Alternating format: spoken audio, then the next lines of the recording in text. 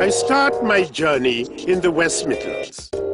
I want to find out what's going on between the two biggest ethnic groups, West Indians and Asians. I'm told things are getting tense between them. The Asians are flexing their muscles. I've heard reports that black boys in Walsall are being terrorized by Pakistani youths. Add to this inter-ethnic warfare, religion, militant Islam, and you have a toxic brew. It wasn't like that in the old days. West Indians and Asians used to fight shoulder to shoulder against Paki bashers.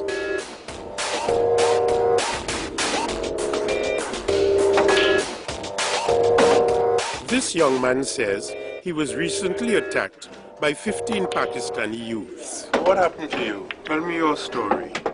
So I just thought cover my head, you get me, because if they hit me in my head, that's going to cause some proper damage, you get me. So by the time they run off and all that, you get me, I looked at my leg, my legs were all numb. You got stabbed? Yeah, my face was safe, like I just got stabbed in the back of my leg, you get me? And I'm my back and You got scars?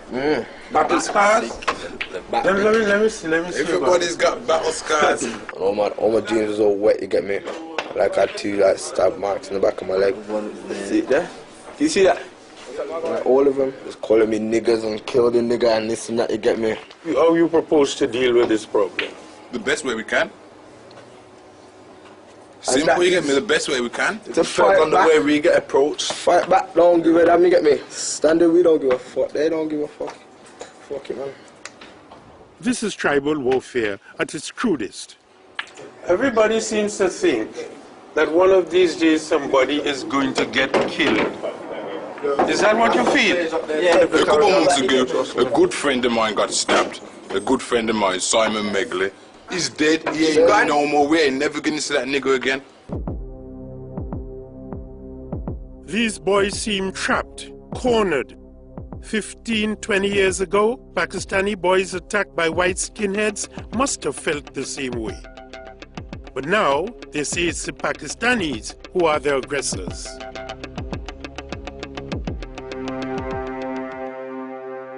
I need to find out why there's so much tension between these young people.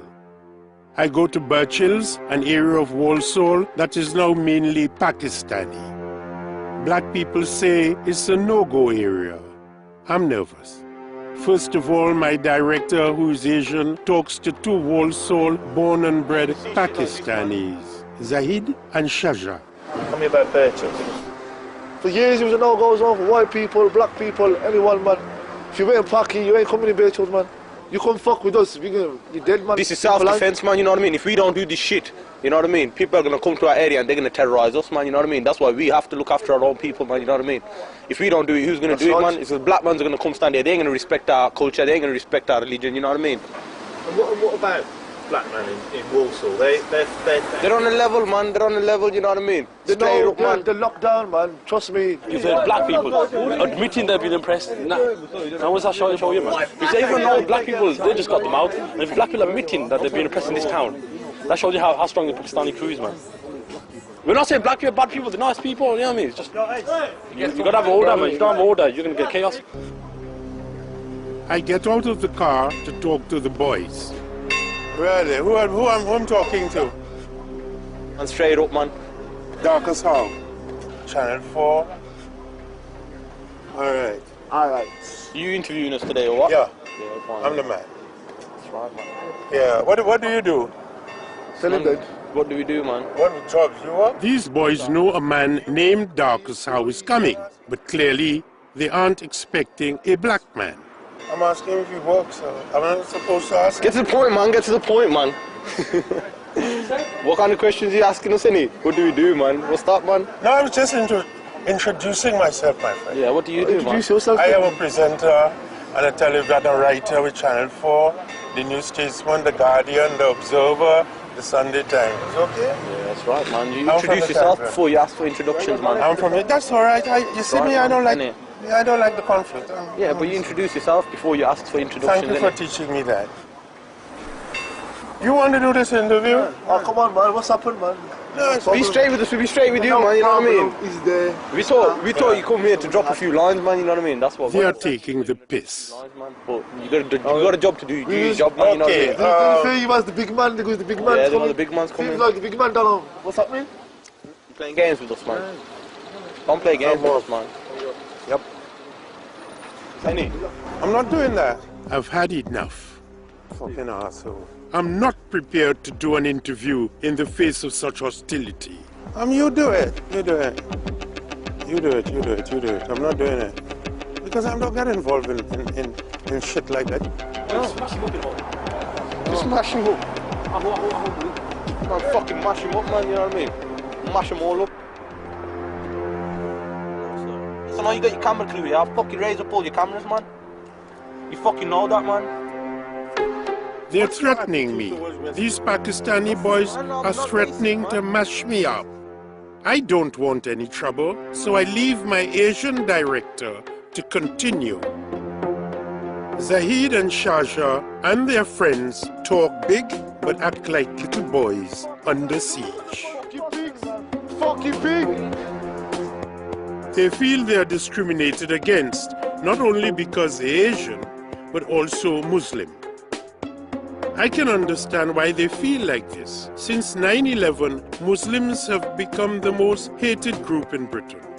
But ironically, these boys react to prejudice by adopting the street culture of West Indian youth, while asserting their allegiance to Pakistan.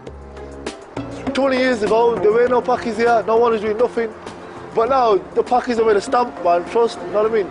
Now, think 20 years ahead, boy, fuck knows, man, this is gonna be Pakistan. Or England, it's gonna be Pakistan, man.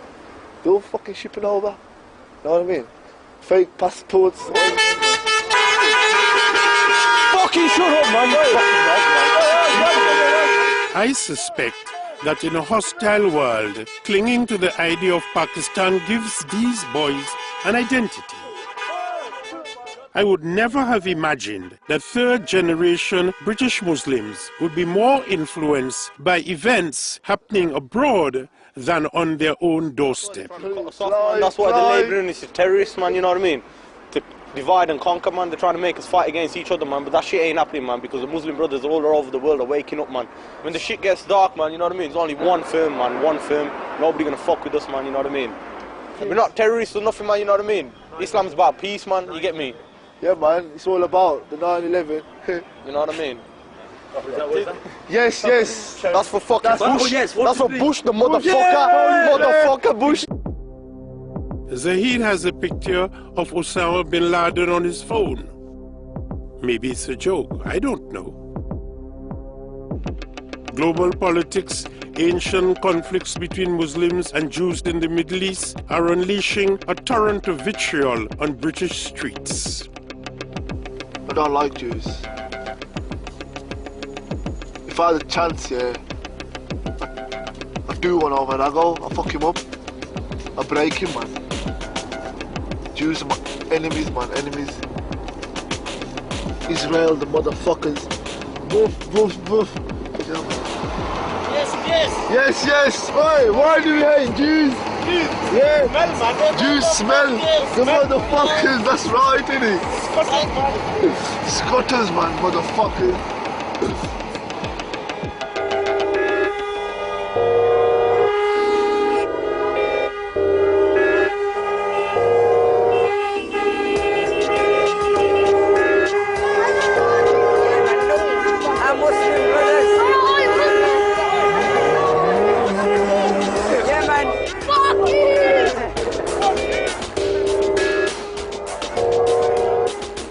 My journey takes me to the Alam Rock Road in Birmingham for Eid, the end of Ramadan, the Muslim month of fasting.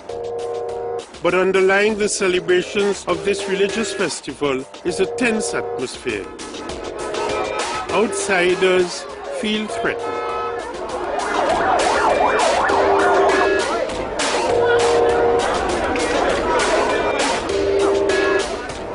I'm there over half an hour and the traffic coming down. All I do, I try to get you. They go to the car, they go on the hog and they turn the car across the road, block the road. I can't get you. All I do, they start to jump on my car. I start to shake my car up. So I comes out, I pull the car up, I pull the car up and I comes out the car, right?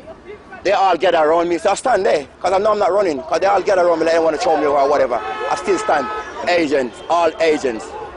Right, it's all agents. It's not even the point. Everyone can have a happy Christmas, you understand? But in situations like this, they shouldn't need to block up the road. My son's got a tracheostomy, and we need to get through the crowds in an emergency. He's been coughing for about 45 minutes, and they're not letting us through the crowds.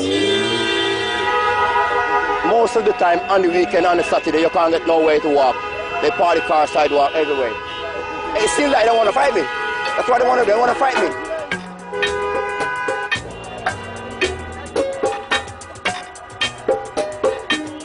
I've been in the Midlands for 2 weeks.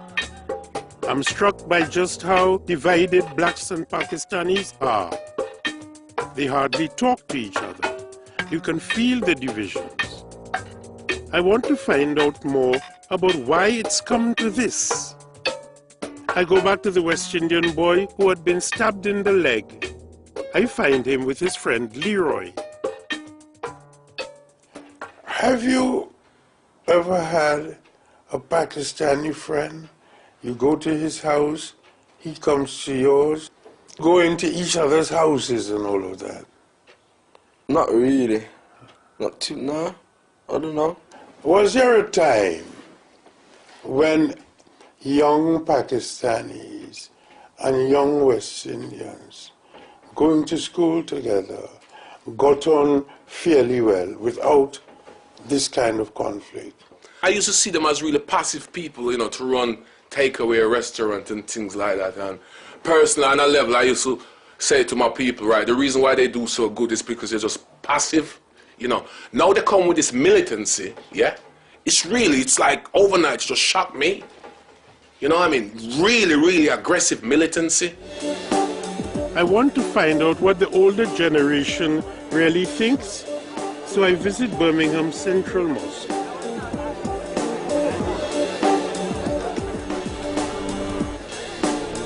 I'm here to meet a leading member of the Muslim community. Tahir Alam is on the committee of the mosque, one of the largest in the country. Hi, Dakis. Welcome. Assalamu alaikum.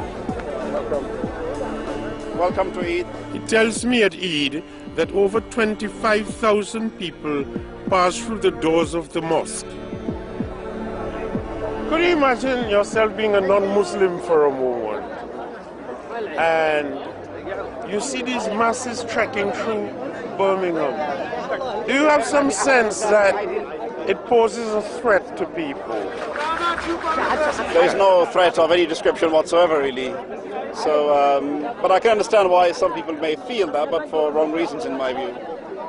There is a general feeling among West Indians, Sikhs, Indians, that there is a kind of overpowering element in Islam. Are you aware of that? There is a greater level of adherence to Islam, if that's what you mean by overpowering. No, they feel overpowered. Yeah, they may well feel intimidated. I don't know why they feel intimidated, really, but I do think that there is a greater level of adherence to some extent than, say, compared to Sikhs adhering to their own faith or Hindu community adhering to their own faith. Yeah, there is a lot of vibrancy and activity within the Muslim community. Yes, there is, yes. Are you aware of jets of violence coming out of young Muslims? Does religion add another fuel to a fire? No, it doesn't fuel at all. I think religion is a rectification element. So I don't see Islam as a problem. Would you be kind of madly surprised if there's an outburst of violence between Muslim youth and some other ethnic group? But if you're looking at violence, the most quoted example, of course, is the riots in Bradford and Burnley and Oldham and all those, for example. But they have a backdrop where these, we know for a fact really that these were actually aggravated by the BNP. I think Tahir is a good man. He cares, but he's missing the point. There is a huge clash between young West Indians and Asians.